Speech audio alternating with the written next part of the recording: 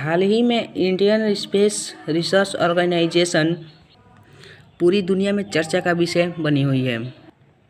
इसकी मुख्य वजह है कि इसरो द्वारा किए गए मिशन चंद्रयान और मंगलयान। तो आज हम वीडियो में इसरो से जुड़े 10 फैक्ट बताने वाले हैं जो कि इससे पहले आपको शायद ही मालूम होगा। Number 1, Indian space research organisation यानी इसरो की शुरुआत एक बहुत ही स्पेशल दिन हुई थी। यह दिन हर भारतीय के लिए सबसे ज़्यादा गौरवपूर्ण होता है। 15 अगस्त 1969 को इंडिपेंडेंस डे के दिन विक्रम साराभाई ने इसरो की शुरुआत की। यानी इसरो अपना बर्थडे इंडिया के साथ शेयर करता है। इसरो के शुरुआती सालों में विक्रम साराभाई ने कई तरह से बेमिसाल रूप में इसरो की ओर योगदान करा। इसी कारण से विक्रम साराभाई को father of Indian space programme भी कहा जाता है। नंबर 2, अपने प्रोजेक्ट पर पैसा खर्च करने की बात आती है तो पिछले 40 सालों में जितना खर्च इसरो ने किया है उससे ज़्यादा तो नासा का एक साल का बजट है। मगर दोनों के रिजल्ट में बहुत ही बड़ा फासला है। दोनों के मिलते जुलते अगर मिशन की बात करें तो इसरो नासा से बहुत ही ज़्यादा किफ़ायती साबित हुआ है। नंबर 3, अब हम बात करते हैं अपने पड़ोसी देश पाकिस्तान की।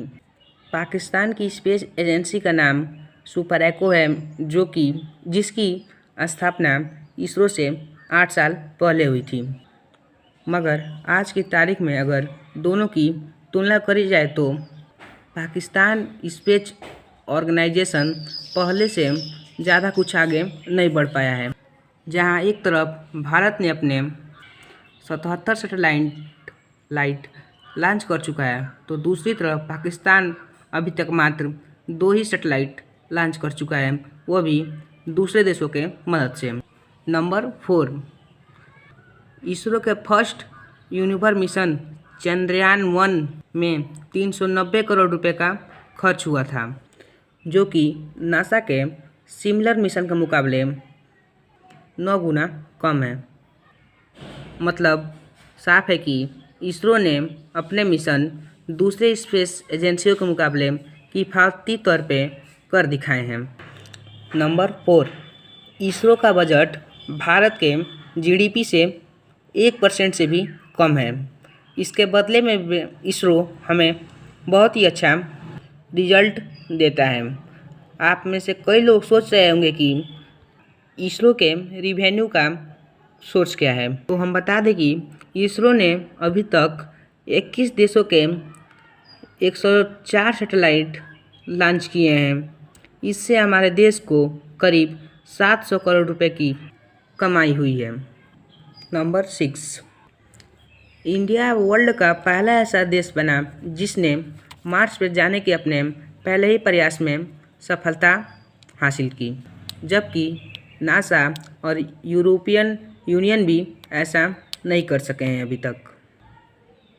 ऐसा माना जाता है कि जब कई साल पहले लगभग 2003-4 में भारतीय वैज्ञानिकों ने अमेरिका से मार्स मिशन के लिए मेट्रोलॉजी मांगी थी तो अमेरिका ने देने से साफ इनकार कर दिया था।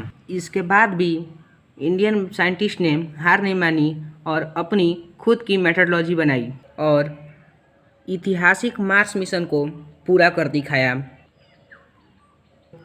वो कहावत है ना कि लहरों से डर कर नौकाएं पार नहीं होती और कोशिश करने वालों की कभी हार नहीं होती। इसरो पर यह कहावत एकदम सटीक बैठता है। 1962 में इनकोस्पार बना, यानी Indian national committee for space research, और इसी ऑर्गेनाइजेशन को आगे चलकर और बड़ा किया गया तो इसे इसरो नाम दिया गया। डॉक्टर APJ अब्दुल कलाम, जो कि भारत के राष्ट्रपति भी रह चुके हैं, वह इनकोस्पार के मेंबर हुआ करते थे। इसी वक्त इंडिया ने अपना पहला रॉकेट भी लॉन्च किया था जिसका नाम निकी अपाची था। इस रॉकेट को केरला के गांव थुम्बा से लॉन्च किया गया था। भारतीय वैज्ञानिकों को थुम्बा गांव इसीलिए सूझा क्योंकि वहां से पृथ्वी की इक्वेटर होकर गुजरती है, जो कि आगे चलकर स्पेस में माफ़ कीजिएगा रिसर्च में बहुत ही ज़्यादा मदद करेगी। नंबर 9, राष्ट्रपति रह चुके डॉक्टर APJ अब्दुल कलाम ने भी भारतीय स्पेस फील्ड में बहुत ही ज़्यादा सहयोग किया है। भारत के पहले सैटेलाइट व्हीकल लॉन्च उसका नाम SLU-3 था। उस प्रोजेक्ट के हेड भी डॉक्टर APJ अब्दुल कलाम भी थे और बाद में चलकर इन्होंने DRDO में भारत के लिए मिसाइलों के विकसित में सहयोग देना शुरू कर दिया। फैक्ट नंबर 10, इसरो ने 1975 में अपनी पहली सैटेलाइट बनाई जिसका नाम आर्यभट्ट था। उस वक्त इसरो के पास इतनी क्षमता नहीं थी कि वह अपनी सैटेलाइट लॉन्च कर सके, इसलिए इसरो ने USSR की मदद ली और इस सैटेलाइट को लॉन्च किया। तो दोस्तों, ये वीडियो इसरो पे आधारित था।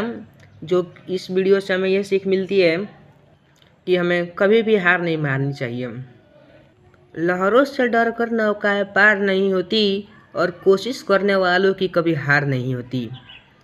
यह 2 पंक्ति इसरो पर बहुत ही शानदार लगती है। इसरो ने कभी भी हार नहीं मानी और आज वह सक्सेस को छू रहा है और उसकी तुलना दुनिया के बेहतरीन स्पेस एजेंसीज में से हो रही है। तो चलिए दोस्तों, मैं अब 2 फैक्ट बताने जा रहा हूँ। तो आज का हमारा पहला फैक्ट है, भारत और उसका स्पेस एजेंसी यानी इसरो ऐसा करने वाला विश्व का पहला ऐसा देश बन गया जिसने एक साथ 100 से अधिक सैटेलाइट लॉन्च करी। फैक्ट नंबर 2, इसरो में एक वर्कर से लेकर मैकेनिक से लेकर इसरो के डायरेक्टर तक भी एक ही कैंटीन में खाना खाया करते हैं। इसरो का अधिकारियों की बात माने तो इसरो में छोटे बड़े सभी अधिकारियों में बहुत ही अच्छा तालमेल बना रहता है। इसरो के वैज्ञानिकों का मानना है कि एक ही साथ खाना खाने से साइंस की बातें शेयर होती हैं और एक दूसरे से अच्छा ज्ञान प्राप्त होता है। दोस्तों, हमने अपने पिछले वीडियो में आपसे एक प्रश्न पूछा था कि बांग्लादेश देश की राष्ट्रपति कौन है, प्रधानमंत्री कौन है? तो उसका आंसर होगा शेख हसीना। जी हाँ दोस्तों, शेख हसीना बांग्लादेश की राष्ट्रपति हैं। तो आज का हमारा प्रश्न है कि इसरो के इस समय के चेयरमैन कौन है? अगर आपको इसका आंसर पता है तो नीचे कमेंट